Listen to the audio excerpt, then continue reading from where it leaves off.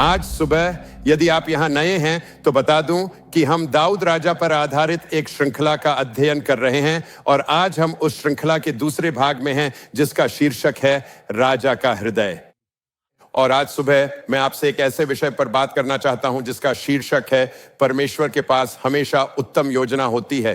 हम में से बहुत लोग यह जानते हैं कि परमेश्वर की योजना ही सर्वोत्तम योजना है। उसके पास हमेशा एक बेहतर योजना होती है। फिर भी जीवन में कई बार ऐसा होता है कि हम किसी बात की अपेक्षा करते हैं परंतु बातें वैसी नहीं होती जैसी हमने सोची थी। एक युवक कपड़े की दुकान में काम करता था। एक दिन एक सुंदर युवती अंदर आई और उससे बोली, मैं यह कपड़ा नई पोशाक के लिए खरीदना चाहती हूं, इस कपड़े की कीमत कितनी होगी? युवक ने कहा, सिर्फ 1 गज के बदले 1 चुंबन।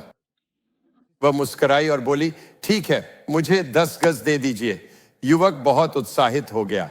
उसने कपड़ा पैक किया, उसे थमाया और अपना भुगतान लेने के लिए उत्सुकता से तैयार हो गया। युवती ने पैकेट लिया, मुस्कुराई और सामने खड़े एक बूढ़े व्यक्ति की ओर इशारा करते हुए बोली, बिल दादाजी चुकाएंगे? अलविदा। निराशा। हाँ,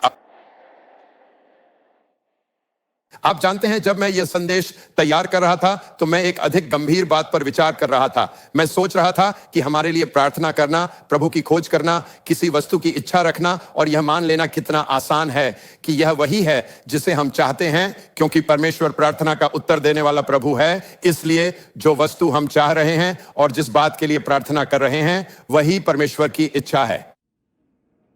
मुझे याद है जब मैं और डेबी कैंसस सिटी में थे और हम एक कलीसिया की स्थापना कर रहे थे, एक कलीसिया का रोपण रहे थे और अंत में हमने उसे उसके पांवों पर खड़ा कर दिया। जो व्यक्ति हमारे बाद वहां आया था वह आज भी वहीं है, तो वह अब भी वहां है। मैं जेम्स रिवर में रहा हूं, लेकिन उस समय यह वास्तव में बहुत ही कठिन था। हम कई महीनों से वहां जा रहे थे और सच्चाई यह थी कि कलीसिया बिल्कुल भी बढ़ नहीं रही थी। इसलिए हमारे पास अधिकतम 15 लोग आते थे और हम एक व्यायामशाला में मिलते थे। और बुधवार की रात मैं एक विधवा महिला के लिए बाइबल अध्ययन करा रहा था, जो वास्तव में इसलिए आती थी क्योंकि उसे मेरे उपदेश के तुलना में बच्चों और डेब्बी को सुनना अच्छा लगता था, क्योंकि वह मसीही शिक्षा के संदर्भ में मुझसे सहमत नहीं थी। तो वह वहां बैठी रहती थी और अपना सिर हिलाती रहती थी और इसलिए खैर यही सब चल रहा था। और मेरी सेवकाई में एक मित्र था जो डेनवर के फ्रंट रेंज में एक कलीसिया में सहयोगी रहा था और उसने मुझे फोन किया और कहा, कलीसिया में एक पद खाली है, वे एक पास्टर ढूंढ रहे हैं। मुझे लगता है कि तुम इस पद के लिए उपयुक्त रहोगे, तुम वही हो जिसकी उन्हें आवश्यकता है। यदि मैं तुम्हारा नाम की सिफारिश करूं तो तुम्हें कोई आपत्ति तो नहीं? और मैंने कहा, अरे वाह, ये बहुत बढ़िया होगा, क्योंकि मैं हमेशा सोचता था कि हम डेनवर में अपनी सेवकाई फिर से समाप्त करेंगे। तो मैंने सोचा, अरे ये सचमुच अद्भुत रहेगा। तो मैंने उस कलीसिया के बारे में थोड़ी रिसर्च की और एक बोर्ड सदस्य से बात की, फिर बोर्ड की एक और सदस्य से भी बात की और मैं इस बारे में बहुत उत्साहित था। एक और व्यक्ति था, उसने भी अपना नाम भेजा था। उसने मुझसे विनती की कि मैं अपना नाम वापस ले लूं। मैंने कहा, सुनो भाई, प्रभु की इच्छा पूरी हो, तुम अपना नाम रहने दो, मैं भी अपना नाम रहने दूंगा। दरअसल वह इससे खुश नहीं था, लेकिन मेरा मतलब है ये बस उन बातों में से एक थी जहां मुझे लगा कि अरे ये वास्तव में अद्भुत होगा। जो बात मुझे वास्तव में जितना मैंने महसूस किया उससे कहीं अधिक समझनी चाहिए थी, वह यह है कि ऐसे लोगों अधिक मौके नहीं मिलते जिन्होंने 1 वर्ष तक कलीसिया की अगुवाई की हो और उनके पास केवल 15 लोग हों। मेरा मतलब है आमतौर पर आप ऐसे व्यक्ति को नहीं ढूंढते।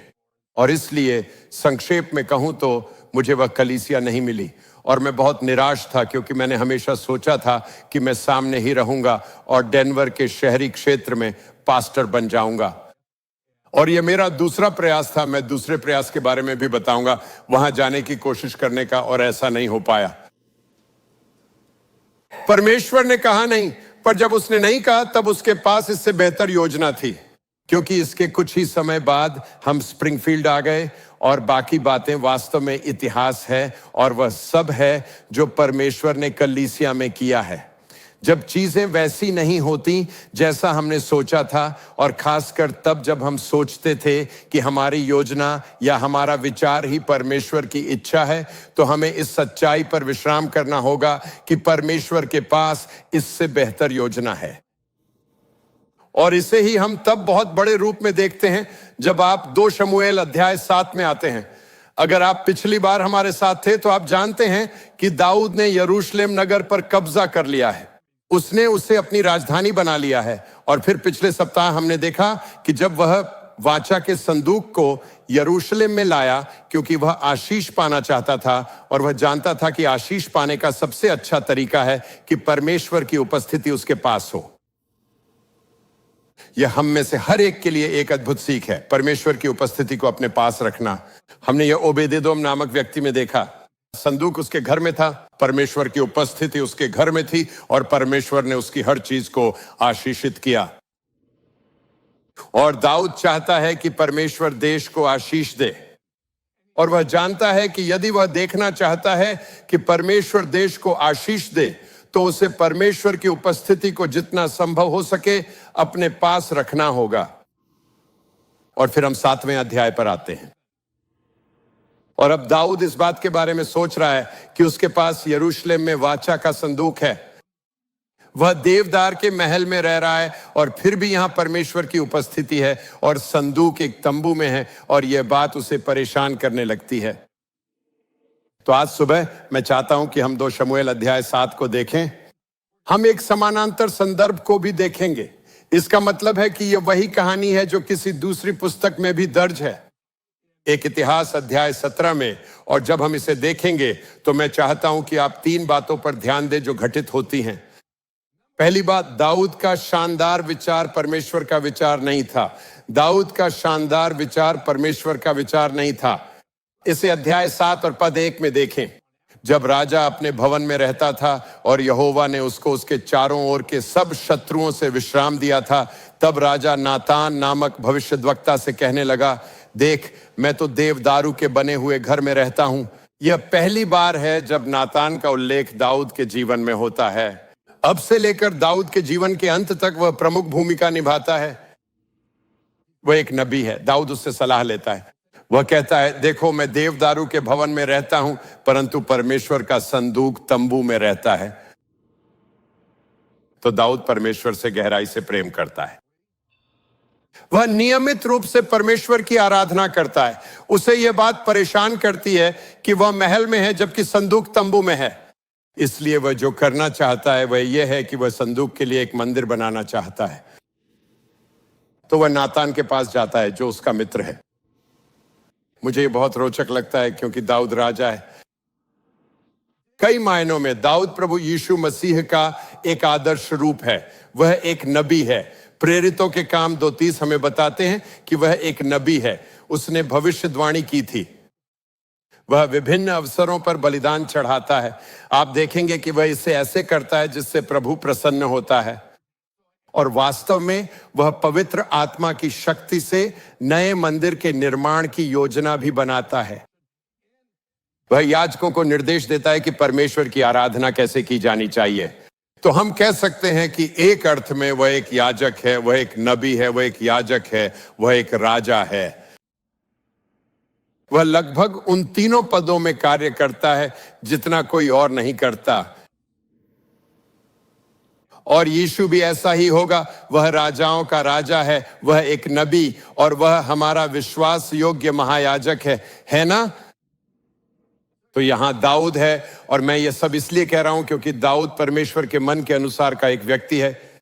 दाऊद के जीवन पर परमेश्वर की उपस्थिति है। दाऊद बहुत सफल है, और फिर भी यहां दाऊद है जब उसे कोई शानदार विचार आता है वह यह मानकर नहीं चलता कि यह परमेश्वर का विचार है जब तक कि वह पहले किसी और धर्मी व्यक्ति के पास जाकर उससे पूछ न ले। मैं आपसे पूछना चाहता हूं, क्या आपके जीवन में ऐसे लोग हैं जिनसे आप किसी बात के बारे में सोचते समय सलाह लेते हैं? यह आपके व्यवसाय के क्षेत्र में हो सकता है, आपके भविष्य के क्षेत्र में हो सकता है, या शायद परिवार शुरू करने जैसी किसी भी बात के बारे में हो सकता है। क्या ऐसे लोग हैं जिनसे आप वास्तव में बात करते हैं, जिन पर आपको भरोसा है कि वे परमेश्वर के साथ चल रहे हैं और आपको धर्मी सलाह दे सकते हैं? आइए मैं इसे एक कदम और आगे ले जाता हूं। क्या आपके जीवन में ऐसे लोग हैं जिनसे आप वह बात बांट सकें, भले ही आपको लगता हो कि आपके मन या हृदय में जो विचार है वह प्रभु की ओर से है, या आप सोचते हो यह तो बहुत अच्छा विचार है, समझ नहीं आता कि परमेश्वर इसके विरुद्ध क्यों होगा? क्या ऐसे लोग हैं जिनसे आप वह बात साझा करके उनकी सलाह लेना चाहेंगे? देखिए, किसी के पास भी अपने डिब्बे में पहेली के सारे हिस्से नहीं होते। कोई भी यह नहीं कह सकता, अरे जानते हो क्या, मैं प्रभु के साथ चल रहा हूं, मैं अपनी बाइबल पढ़ता हूं, मैं प्रार्थना करता हूं, मैं परमेश्वर को ढूंढता हूं, इसलिए मुझे अपने जीवन में किसी और की आवश्यकता नहीं है। अपने दम पर चलने की कोशिश करना एक खतरनाक बात है, और फिर भी कुछ लोग हैं और आप ठीक यही कर रहे हैं। आप जीवन समूह में शामिल नहीं होना चाहते, आप किसी से बात नहीं करना चाहते, आप सोचते हैं मैं अपनी बातें सबके सामने नहीं रखूंगा, ये मेरे और परमेश्वर के बीच है। नहीं, आप एक बड़ी गलती करने जा रहे हैं। परमेश्वर के साथ चलना कोई खुद करो परियोजना नहीं है। हम सभी को समुदाय से लाभ मिलता है, हम सभी को अपने जीवन में ऐसे लोगों से लाभ मिलता है जिनसे हम बातचीत कर सकते हैं, जिनसे हम सलाह ले सकते हैं, जिनके माध्यम से परमेश्वर हमसे बात कर सकता है। और दाऊद नातान नबी के पास जाता है। बहुत दिलचस्प बात यह है कि नातान उससे कहता है पद 3 में, जो कुछ तेरे मन में हो उसे कर, क्योंकि यहोवा तेरे संग है। मेरा मतलब है, वो कहता है इसे कर डाल, तेरे पास सब कुछ है, आगे बढ़। यहां एक और दिलचस्प बात है, और शमूएल की महत्वपूर्ण पुस्तकें यह दिखाने पर विशेष जोर देती हैं कि कैसे धार्मिक गौवे भी कभी कभी गलतियां कर सकते हैं और उनसे चूक हो सकती है।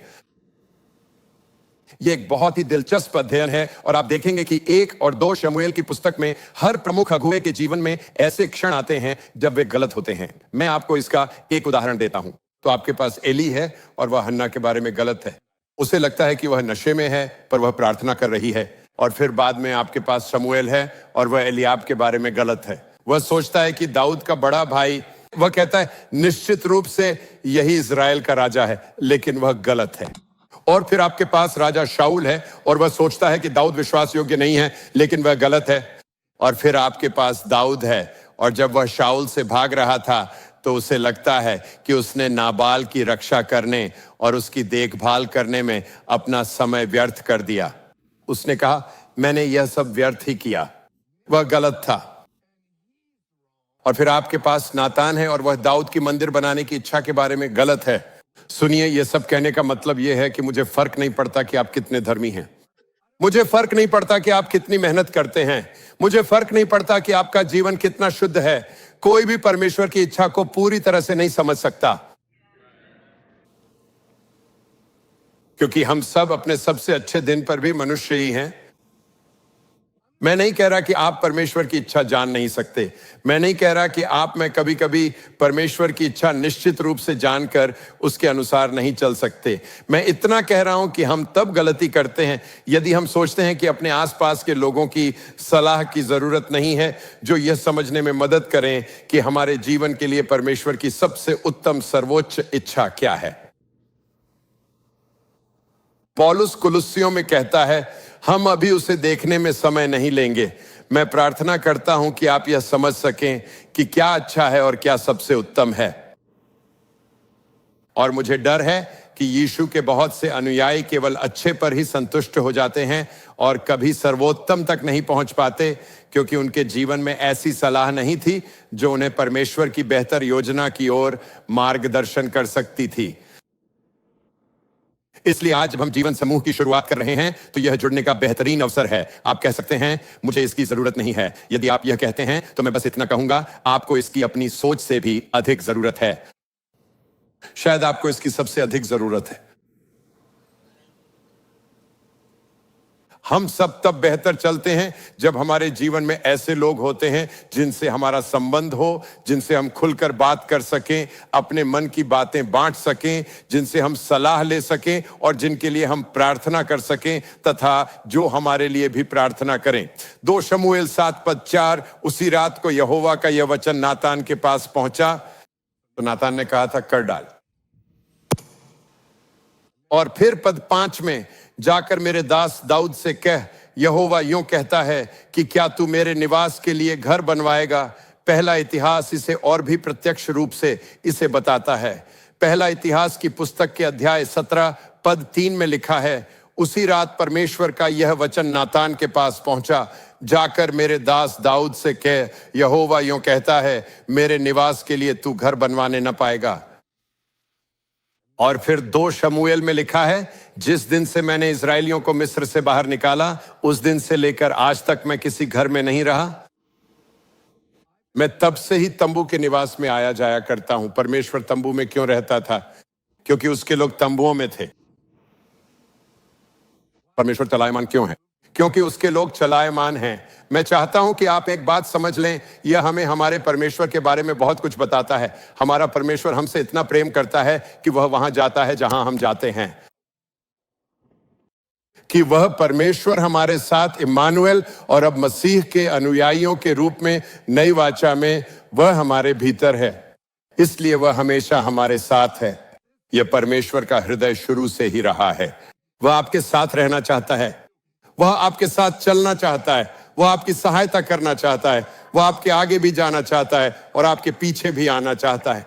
वह चाहता है कि वह अपनी उपस्थिति से आपको घेर ले। तो यहां वह है, वह कहता है, जहां जहां मैं समस्त इस्राएलियों के बीच फिरता रहा, क्या मैंने कहीं इस्राएल के किसी गोत्र से, जिसे मैंने अपनी प्रजा इस्राएल की चरवाही करने को ठहराया हो, ऐसी बात कभी कही कि तुमने मेरे लिए देवदारू का घर क्यों नहीं बनवाया? तो नातान वापस आता है और वह दाऊद से कहता है, मैं जानता हूं कि मैंने तुझसे कहा था, हाँ आगे बढ़, परमेश्वर तेरे साथ है, लेकिन कल रात यहोवा ने मुझसे बात की और प्रभु ने कहा, वास्तव में यह मंदिर तू नहीं बनाएगा। इस पड़ाव पर दाऊद के सामने एक निर्णय है। वह कह सकता है, अच्छा सुन, कल तुझे लगा था कि तू सही है, अब तुझे लगता है कि तू आज सही है, तो असल में सही क्या है? मैं तुझ पर भरोसा क्यों करूं? तू मुझे बता रहा है कि तू कल गलत था, मैं ये कैसे जानूं कि तू आज गलत नहीं है? वह कह सकता था, भाई नातान, मुझे लगता है कि तू अपने घर जा, ट्यून इस बारे में सोचा, मुझे लगता है कि तू थोड़ा जल रहा है, मुझे लगता है कि तू इस काम में शामिल होना चाहते हैं, मुझे लगता है कि तू इसका हिस्सा बनना चाहते हैं। वह कह सकता था, भाई नातान, मैं भी एक भविष्यद्वक्ता हूं और मैं यही सोचता रहा हूं और मुझे इसके बारे में बहुत अच्छा महसूस हो रहा है। वह कह सकता था, शायद ये तेरी ही राय है, मुझे नहीं लगता कि तूने परमेश्वर की बात सुनी है। फिर से सोचिए, आपके जीवन में कौन है जिसे आप यह अधिकार देते हैं कि वह आपसे उन बातों पर बोले जिनके विषय परमेश्वर ने या तो आपसे बातचीत की है, या जिसे आपने साझा किया है, या वे निर्देश जिन्हें आप महसूस करते हैं कि वे प्रभु की ओर से हैं, या वे निर्णय जिन्हें लेने के लिए आप तैयार हो रहे हैं। वह कौन है जिसकी आप सुनेंगे? मैं आपसे यह पूछना चाहता हूं, क्या आप अपने स्वयं के जीवन में भविष्यवाणी के लिए खुले हैं,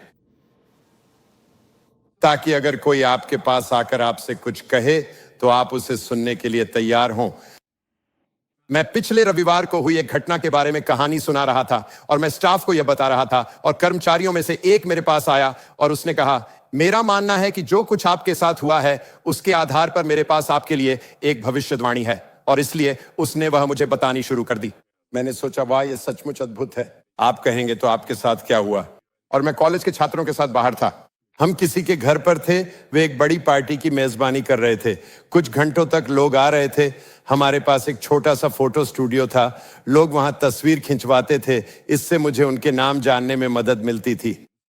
फिर मुझे उनसे सवाल पूछने और बातचीत करने का मौका मिलता। मैं यह काम लगभग 2 घंटे तक करता रहा।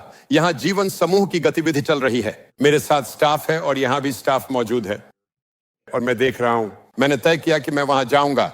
मेरे पास 2017 मॉडल की स्पाइडर है जिसे चलाना मुझे बहुत पसंद है। मुझे मोटरसाइकिलें बहुत पसंद हैं, लेकिन डेबी ने मुझे 2 पहियों की जगह 3 पहियों वाली लेने के लिए मना लिया है। तो मैंने सोचा डेबी मेरे साथ नहीं है तो मैं स्पाइडर चलाकर वहां जाऊंगा, घर लौटना भी शानदार रहेगा। तो मैं वहां पहुंचता हूं। जब मैं छात्रों से बात कर रहा था तो खिड़की से बाहर देख रहा था और बिजली चमकती देख रहा था और सोच रहा था उम्मीद है कि मैं तूफान से पहले पहुंच जाऊंगा। अगर नहीं पहुंच पाया तो कोई बात नहीं, गैराज में गाड़ी पार्क कर दूंगा और घर के लिए लिफ्ट ले लूंगा, ये कोई बड़ी बात नहीं है।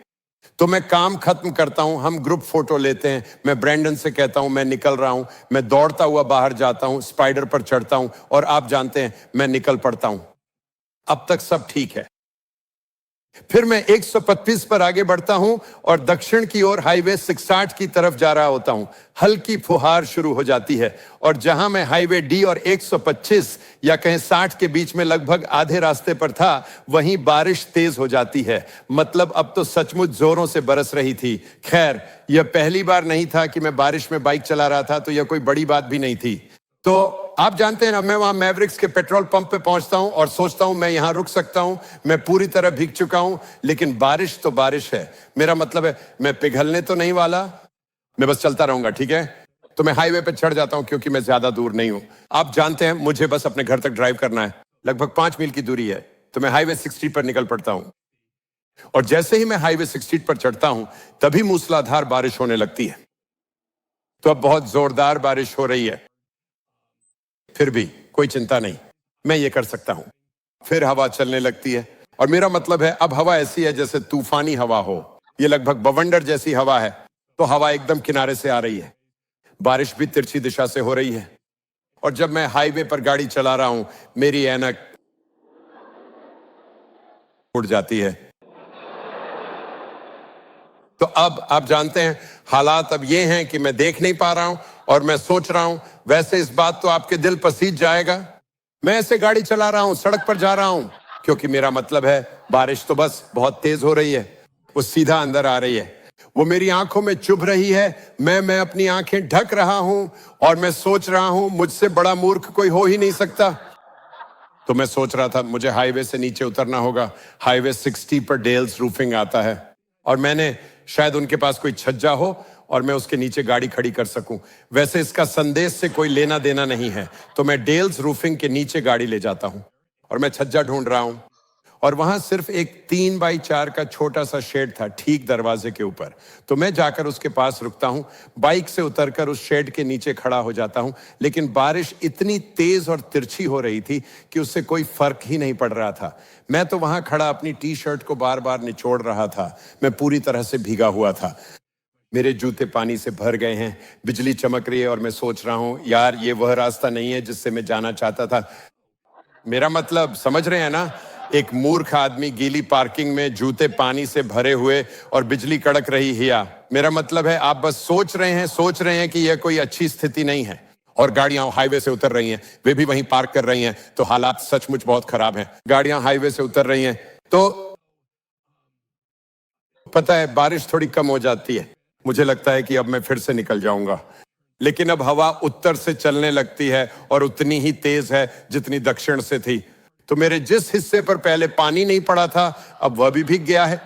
तो मैंने डेबी को फोन किया क्योंकि मुझे लगा कि वह घर पर है और मेरे लिए गैराज का दरवाजा खोल सकती है। तो मैं बोला हेलो, वह बोली तुम क्या कर रहे हो? मैंने कहा दरअसल मैं सोच रहा था कि क्या तुम मेरे लिए गैराज का दरवाजा खोल सकती हो? वह बोली क्यों? वह बोली मैं तो घर पर भी नहीं हूं। वो बोली तुम कहां हो? मैंने कहा मैं डेल्स रूफिंग पर हूं। John Lindell. अगर कभी वह मेरा पूरा नाम लेकर बुलाती है, जो वह बहुत कम करती है, तो मुझे तुरंत समझ आ जाता है कि अब तो मैं पकड़ा गया हूं। तो अब वह सच में नाराज है। तो वह, और आप जानते हैं डेबी इस बारे में अच्छी है, लेकिन वह कहती है आखिर तुम कर क्या रहे हो? तो मैं सोच रहा था भाई अब इसके बारे में ज्यादा कर भी क्या सकता हूं। खैर मैं घर पहुंचता हूं, जल्दी से नहाने चला जाता हूं और तभी मेरे मन में आता है अरे मेरी ऐनक तो कहीं गिर गई। देखिए यह कोई दुनिया का अंत तो नहीं है, पर बात ऐनक की है। और आप जानते हैं मैं पैसे के मामले थोड़ा संभल कर चलता हूं। मैं कंजूस नहीं हूं लेकिन मैं किफायती जरूर हूं। तो कंजूस का मतलब होता है जरूरत से ज्यादा सस्ता। तो खैर मैं अपनी ऐनक के बारे में सोच रहा हूं। मैं सोच रहा हूं मुझे अपनी ऐनक कब जाकर ढूंढनी चाहिए, क्योंकि वह सड़क के किनारे पड़ी है। मुझे उसे ढूंढ लेना चाहिए और मुझे पता है कि मैंने उसे कहां खोया है। करीब 1.5 मील का इलाका है। मुझे पता है कि वह उसी इलाके में कहीं। तो मैं सोच रहा था, अज्ञात आप जानते हैं सुबह जब लोग काम पे जा रहे होते हैं तब हाईवे 60 पे कैसा माहौल होता है। वहां का माहौल बिल्कुल गाड़ियों की रेस जैसा होता है। मेरा मतलब है जैसे नैस्कार हो, बहुत पागलपन है वहां। तो मैं सोच रहा हूं अगर मैंने ऐसा किया तो मुझे टक्कर लग सकती है। तो मैं सोच रहा हूं कि मैं ये कब करूंगा। मैं सुबह 1:45 बजे उठ जाता हूं। मैं पूरी तरह जाग रहा हूं। मुझे लगता है इससे अच्छा समय कोई नहीं हो सकता। मैं वहां जाऊंगा और अपनी ऐनक ढूंढूंगा। तो मैं एक बहुत अच्छी टॉर्च लेता हूं। मैं डेबी की कार लेता हूं क्योंकि वह नीची है और उसकी हेडलाइट्स मेरे लिए बेहतर होंगी। तो मैं वहां पहुंचता हूं और मेरे पास लगभग 1.5 मील का हिस्सा था। तो मैं थोड़ा आगे सड़क पर जाता हूं, गाड़ी रोकता हूं और बाहर निकल आता हूं। मैं देख रहा था, फिर गाड़ी से उतरकर सड़क के किनारे पीछे की ओर चलते हुए ये देखने लगा कि जाते समय आगे बढ़ते हुए मुझसे क्या छूट गया था। और सच कहूं तो मुझे वहां क्रेडिट कार्ड, डेबिट कार्ड सब दिखाई दे रहे थे। ये हैरान करने वाली बात है कि सड़क के किनारे आपको क्या क्या मिल सकता है। मेरा मतलब है खासकर रात के बीच में जब आप देख सकते हैं। तो मैं देख रहा हूं, एक समय पर मेरी कार एक पहाड़ी के ऊपर थी, इसलिए आप उसे ठीक से देख नहीं सकते और मैं पीछे की ओर चल रहा हूं। आखिर में मैं वहां लगभग 3.5 मील तक चल देता हूं, यानी 135 से लेकर 3 तक। तो एक कार आती है, एक ट्रक आता है और एक आदमी, वह आदमी पैसेंजर साइड की खिड़की नीचे करता है। उसका हुलिया थोड़ा खुरदुरा सा है और वह कहता है, अरे दोस्त, तुम क्या कर रहे हो? मैंने कहा, मैं कुछ ढूंढ रहा हूं जो मैंने कल रात तूफान में खो दिया था। उसने कहा, क्या वो गांजा है या कोकीन है या कोई और नशा है?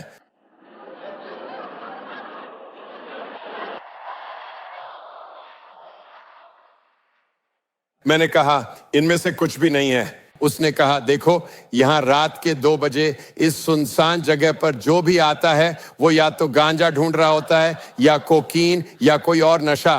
उसने पूछा, तुमने क्या खोया है? मैंने कहा, मेरी अनक खो गई है। और मैं समझ गया था कि वह मुझे सब कुछ देने के लिए बिल्कुल तैयार था। मतलब अगर मुझे उसकी जरूरत पड़ती तो उसके पास सब कुछ था। लेकिन वह बोला, माफ करना, मैं तुम्हारी मदद नहीं कर सकता। और फिर गाड़ी मोड़कर चला गया। अगली सुबह डेबी ने पूछा, कल रात तुम्हारी नींद कैसी रही? मैंने कहा, ठीक थी।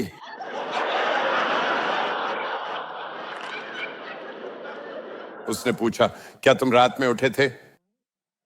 मैंने कहा, हां, थोड़ी देर के लिए। उसने पूछा, तुमने क्या किया? मैंने कहा, वो मैं अपनी ऐनक ढूंढने गया था। वो बोली, क्या कहा तुमने? तुम्हें क्या हो गया है? और फिर उसने पूछा, तो क्या तुमने किसी को देखा? मैंने कहा, असल में हाँ, मैंने देखा। तो अगली रात, तुम जानते हो, मैं घर के चारों ओर गया, दरवाजे चेक किए, यह सुनिश्चित किया कि सब लॉक हैं। मैं घर और गैराज के बीच वाले गैराज के दरवाजे तक पहुंचा और वहां एक छोटा सा पोस्ट इट नोट था जिस पर लिखा था, सोचना भी मत। तो खैर, मुझे नहीं पता मैंने तुम्हें ये क्यों बताया, लेकिन क्या तुमने हाईवे 60 के किनारे सड़क पर चश्मा देखा है? वह मेरा है, ठीक है, और मैं अपना चश्मा वापस चाहता हूं, ठीक है। अब दूसरी बात, परमेश्वर का ना अपने भीतर एक बड़ा हां समेटे होता है। और मुझे परमेश्वर की यही बात बहुत पसंद है। परमेश्वर के पास योजना है, उसके पास हमारे जीवन के लिए एक उद्देश्य है। परमेश्वर केवल ना कहने वाला नहीं है। हमारे जीवन में बहुत सी बातें हैं जिन पर वह हां कहना चाहता है। एक इतिहास 17:3 में इसे देखें। उसी रात परमेश्वर का यह वचन नातान के पास पहुंचा, जाकर मेरे दास दाऊद से कह, यहोवा यूं कहता है, मेरे निवास के लिए तू घर बनवाने न पाएगा, क्योंकि जिस दिन से मैं इस्राएलियों को मिस्र से ले आया, आज के दिन तक मैं कभी घर में नहीं रहा, परंतु एक तंबू से दूसरे तंबू को और एक निवास से दूसरे निवास को आया जाया करता हूं। जहां जहां मैंने सब इस्राएलियों के बीच आना जाना किया, क्या मैंने इस्राएल के न्यायियों में से, जिनको मैंने अपनी प्रजा की चरवाही करने को ठहराया था, किसी से ऐसी बात कभी कही कि तुम लोगों ने मेरे लिए देवदारू का घर क्यों नहीं बनवाया? परमेश्वर कह रहा है, सुनो, मैं तब तक विश्राम नहीं करूंगा जब तक लोग विश्राम नहीं करते। फिर पद 9 में देखिए, यह लिखा है, मैं अपनी प्रजा इस्राएल के लिए एक स्थान ठहराऊंगा और उसको स्थिर करूंगा कि वह अपने ही स्थान में बसी रहे और कभी चलायमान ना हो। और कुटिल लोग उनको नष्ट न करने पाएंगे जैसे कि पिछले दिनों में करते थे, वरन उस समय भी जब मैं अपनी प्रजा इस्राएल के ऊपर न्यायी ठहराता था, अत मैं तेरे सब शत्रुओं को दबा दूंगा। यहां एक बात ध्यान देने योग्य है, परमेश्वर ने अपने लिए तब तक मंदिर नहीं बनवाया जब तक उसकी प्रजा विश्राम में नहीं आ गई। जब सुलेमान ने राज्य करना आरंभ किया तो इस्राएल पर हमला करने वाले शत्रु अब नहीं रहे थे। वह अपनी प्रजा को शांति में देखना चाहता था और जब वे शांति में थे तब वह स्वयं भी शांति में था। आगे पद 11 में हम पढ़ते हैं, मैं तेरे बाद तेरे वंश को जो तेरे पुत्रों में से होगा खड़ा करके उसके राज्य को स्थिर करूंगा। मेरे लिए एक घर वहीं बनाएगा और मैं उसकी राजगद्दी को सदैव स्थिर रखूंगा। दाऊद, तेरा वंश ऐसा हो जो सदा सर्वदा स्थिर बना रहेगा। और सुलेमान ने मंदिर का निर्माण किया। इस्राएल के सभी शत्रु पराजित हो चुके थे, तो परमेश्वर ने दाऊद की मंदिर बनाने की योजना को न कह दिया, लेकिन उसकी न में एक बहुत बड़ा हाथ छिपा था। यह बहुत दिलचस्प है। अगर आप इसे पद 7 में देखें, मैं यहां कई पद पढ़ने जा रहा हूं। अब तू मेरे दास दाऊद से ऐसा कह कि सेनाओं का यहोवा यूं कहता है कि मैंने तो तुझको भेड़शाला से और भेड़ बकरियों के पीछे फिरने से इस मनसा से बुला लिया कि तू मेरी प्रजा इस्राएल का प्रधान हो जाए। उसने दाऊद को याद दिलाया, सुन, मैं सदा तेरे जीवन में रहा हूं। जब परमेश्वर न कहता है तो वह वास्तव में अच्छा होता है। देखिए, अक्सर ऐसा होता है कि लोग उसकी न से इतने निराश हो जाते हैं कि वे हां को देख नहीं पाते। अगर परमेश्वर ने ना कहा है तो मैं आपको एक सलाह देना चाहता हूं। इस बात पर ध्यान देना शुरू करें कि परमेश्वर ने अतीत में क्या किया है जिससे आप आज यहां तक पहुंचे हैं। याद रखिए, वह आपको एक यात्रा पर ले जा रहा है और जब आप पीछे मुड़कर देखना शुरू करते हैं, जितना अधिक आप प्रभु के साथ चलते हैं उतना ही अधिक आप उसकी विश्वास योग्यता देखेंगे, उसका मार्गदर्शन देखेंगे। आप देखेंगे कि कुछ भी संयोगवश नहीं होता, बल्कि धर्मी व्यक्ति के कदम प्रभु द्वारा निर्धारित किए जाते हैं और वह उनके जीवन के हर विवरण में प्रसन्न होता है। वह आपके जीवन का मार्गदर्शन कर रहा है। उसने इस मामले में न कहा हो, उसकी हां के लिए ध्यान दें। वह कहता है, और जहां कहीं तू आया और गया वहां मैं तेरे संग रहा और तेरे सब शत्रुओं को तेरे सामने से नष्ट किया है। अब मैं तेरे नाम को पृथ्वी के बड़े बड़े लोगों के नामों के समान बड़ा कर दूंगा। मैं तुझसे यह घोषणा करता हूं कि यहोवा तेरे लिए एक घर बनाएगा। तू मेरे लिए घर बनाना चाहता था, दाऊद परमेश्वर के लिए घर बनाना चाहता था, पर परमेश्वर कहता है, जानता है, मैं तेरे लिए एक भवन बनाऊंगा। यह सचमुच अद्भुत है ना? जब तेरी आयु पूरी हो जाएगी और तुझे अपने पितरों के संग जाना पड़ेगा, तब मैं तेरे बाद तेरे वंश को जो तेरे पुत्रों में से होगा खड़ा करके उसके राज्य को स्थिर करूंगा। मेरे लिए एक घर वहीं बनाएगा और मैं उसकी राजगद्दी को सदैव स्थिर रखूंगा। परमेश्वर ने कहा, लेकिन उसके अन्न के भीतर 5 बड़े हाथ छिपे थे। मैं आपको ये 5 बातें जल्दी से बता देता हूं। परमेश्वर दाऊद के सभी शत्रुओं को पराजित करेगा। अगर आपके सामने आने वाले हर शत्रु को पूरी तरह पराजित कर दिया जाए तो आपको कैसा लगेगा? यही तो काफी होगा, है ना?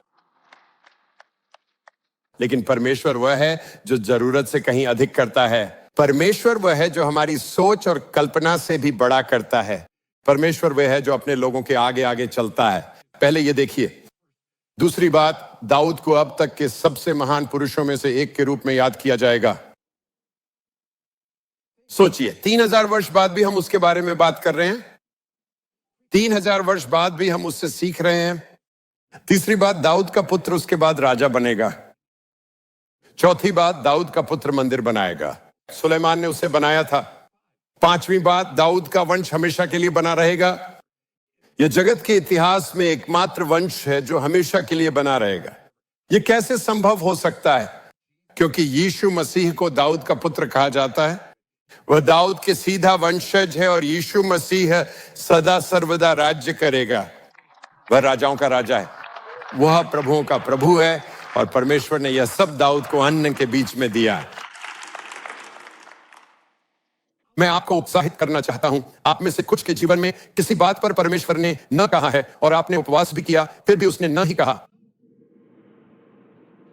लेकिन जब वह एक द्वार बंद करता है तो दूसरा खोल देता है।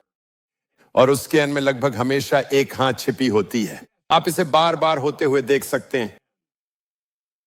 जब यीशु ने अपनी सेवकाई शुरू की यूहन्ना अध्याय 2 में, तो मरियम ने कहा, उनके पास दाखरस नहीं बचा। यीशु ने पहले न कहा, पर उसके उस न के भीतर एक हां छिपी थी, क्योंकि मरियम मुड़कर सेवकों से कहती है, वह जो कुछ तुमसे कहे वही करना। देखिए, जब आप परमेश्वर के साथ चलते हैं, जब आप यीशु के करीब होते हैं, तो आप जानते हैं कि अक्सर उनमें भी एक हां छिपी होती है। शायद आप उसे एक तरीके से करना चाहते थे, यीशु कुछ और करना चाहता है, एक और तरीका जो आपके जीवन को आशीष देगा और आपके आसपास के लोगों को भी आशीषित करेगा। तो अगर आप कभी भी परमेश्वर की हां नहीं देखेंगे, तो आप उनकी अंत से लगातार निराश होते रहेंगे। तीसरा बिंदु, दाऊद का अभिमानी न होना उसकी स्तुति का कारण बना। जानते हैं, किसी भी ऐसी स्थिति में जहां हमें समझ नहीं आता कि कुछ क्यों हुआ, जहां हमें समझ नहीं आता कि परमेश्वर ने न क्यों कहा, या शायद हम निराश हैं क्योंकि हमें लगा था कि हम जानते हैं, लेकिन जो भी हो, सबसे अच्छा काम जो आप कर सकते हैं वह है परमेश्वर की स्तुति करना। दाऊद प्रभु की उपस्थिति में जाता है, वह मंदिर बनाना चाहता है, वह मंदिर की परवाह करता है, यही उसकी संपूर्ण जीवन का उद्देश्य है, लेकिन वह प्रभु की उपस्थिति में जाने वाला है। और देखिए वह क्या कहता है, यह सचमुच अद्भुत है। नातान ने दाऊद को प्रकाशन के सारे शब्द बताए और दाऊद भीतर गया। वह प्रभु के सामने बैठा और बोला, हे यहोवा परमेश्वर, मैं क्या हूं और मेरा घराना क्या है कि तूने मुझे यहां तक पहुंचाया है। क्या आप पीछे मुड़कर यह सोच सकते हैं कि परमेश्वर ने आपके लिए कितनी भली बातें की हैं?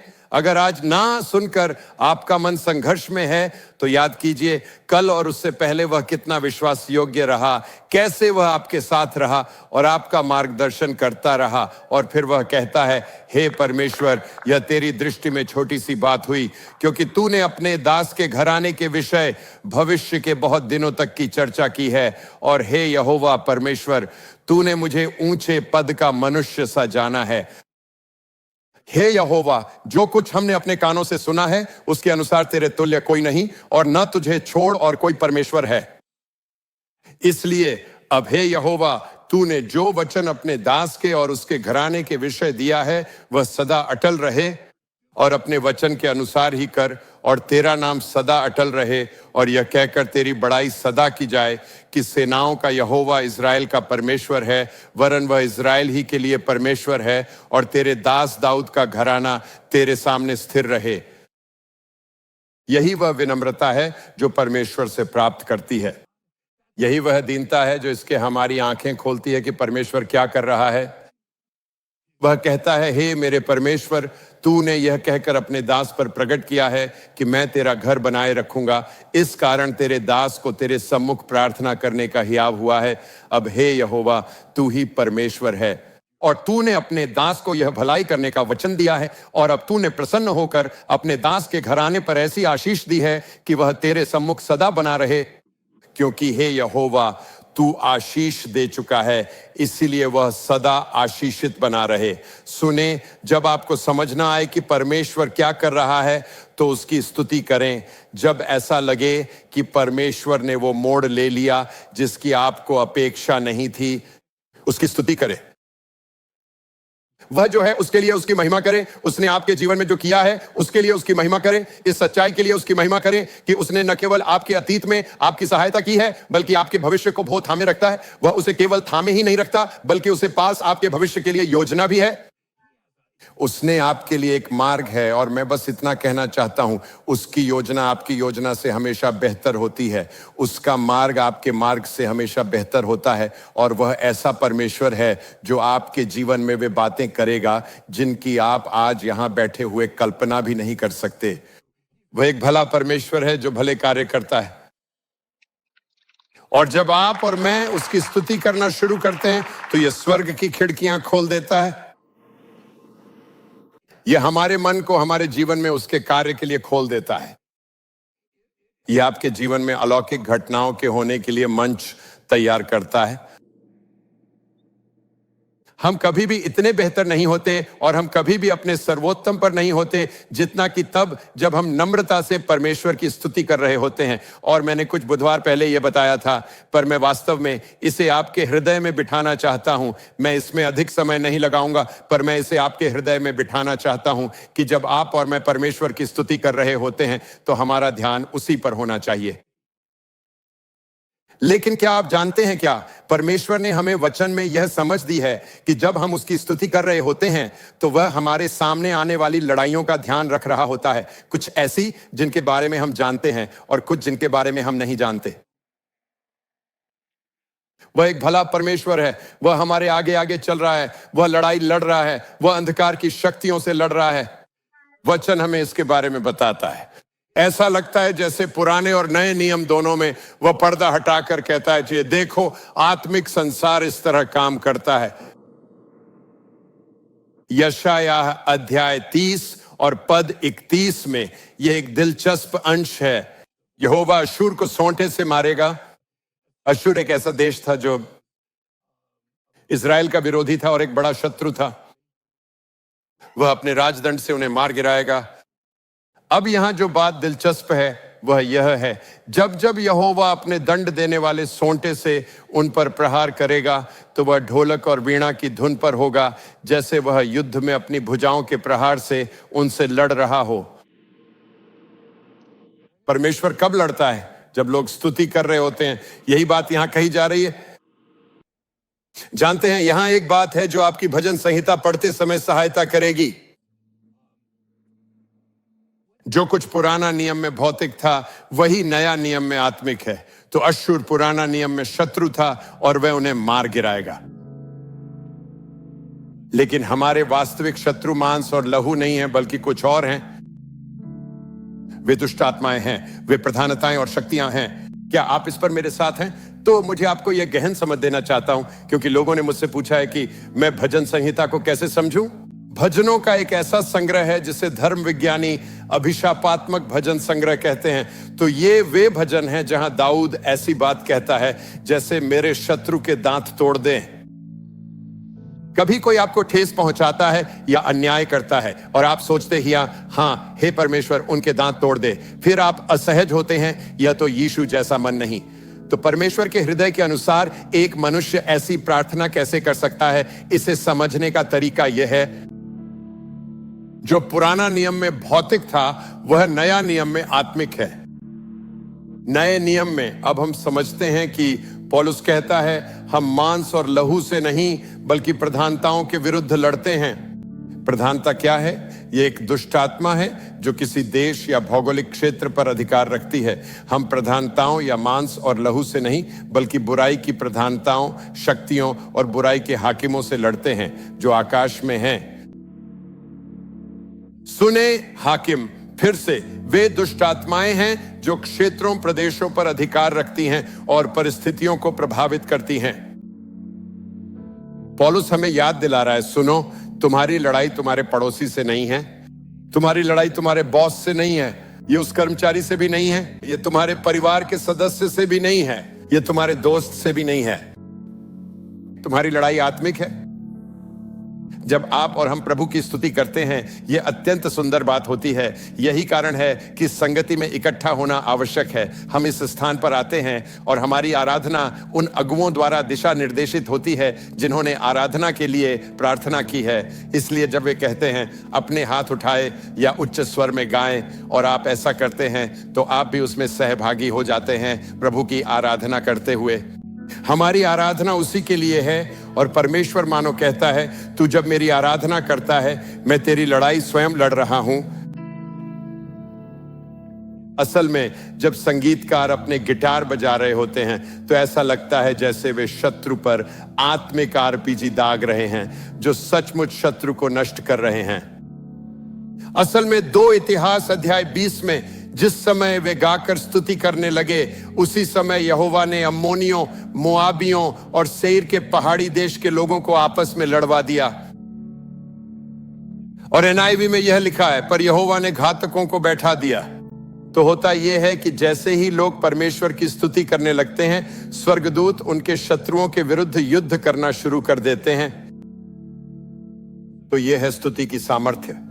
सुने आराधना सभा, इसलिए मैं आपसे कहता हूं भाई, यहां आओ, उपस्थित रहो। मैं समझता हूं कभी कभी आप देर से पहुंचते हैं, ऐसा हो जाता है, मैं उसकी बात नहीं कर रहा, पर यदि यह आपकी आदत बन गई है तो आप उस विजय से वंचित रह रहे हैं जो स्तुति की सामर्थ्य से आपके जीवन में मिलती है। वह सामर्थ्य जो तब प्रकट होती है जब परमेश्वर की प्रजा उसकी उपस्थिति में इकट्ठी होकर उसकी आराधना करती है और उसे महिमा देती है। वास्तव में भजनकार कहता है, और मैं इसी के साथ समाप्त करूंगा, वे उसके नाम की स्तुति नृत्य के साथ करें और डफ तथा वीणा के साथ उसके लिए संगीत बनाएं। और फिर मैं चाहता हूं कि आप यह समझें, चाहे लोग मंच पर नाच रहे हों या वेदी के पास, जो भी हो, जब वे ऐसा कर रहे हों तो उनके लिए परमेश्वर का धन्यवाद करें, क्योंकि जो हो रहा है वह यह है कि उनकी आराधना एक ऐसा हथियार है जो अंधकार की शक्तियों को पराजित कर रही है, न केवल उनके लिए बल्कि आपके और मेरे लिए भी। ये एक अद्भुत बात है, क्योंकि प्रभु अपने लोगों में प्रसन्न होता है। वह दीनों को उद्धार का मुकुट पहनाता है। पवित्र लोग इस सम्मान में आनंदित हों। क्या आप समझते हैं कि हमारे पास कितना बड़ा सम्मान है कि हमें प्रभु की आराधना करने का मौका मिला है? और जब हम आराधना कर रहे होते हैं तो परमेश्वर हमारी आराधना का उपयोग युद्ध लड़ने और जीतने के लिए कर रहा है। और परमेश्वर आपको देखकर कहता है, अरे वाह, क्या तुम जानते हो, तुम एक महान योद्धा हो, और तुम तो बस गीत गा रहे थे। लेकिन वह कहता है, जब तुम गा रहे थे तो शत्रु भाग गया। ये देखो, और वे अपने बिस्तरों पर आनंद से गाए। उनके मुंह में परमेश्वर की स्तुति और उनके हाथों में दो धारी तलवार हो। किस लिए? जातियों से पलटा लेने के लिए। और ये जातियां कौन हैं? हम लोगों की बात नहीं कर रहे हैं, हम उन दुष्ट आत्माओं की बात कर रहे हैं जो देशों पर शासन करती हैं। प्रधानताएं, शक्तियां, अंधकार के हाकिम और लोगों को दंड देती हैं। फिर से यहां दुष्ट आत्माएं प्रभाव डाल रही हैं व्यक्तियों, लोगों के समूहों, देशों और संसार के क्षेत्रों पर।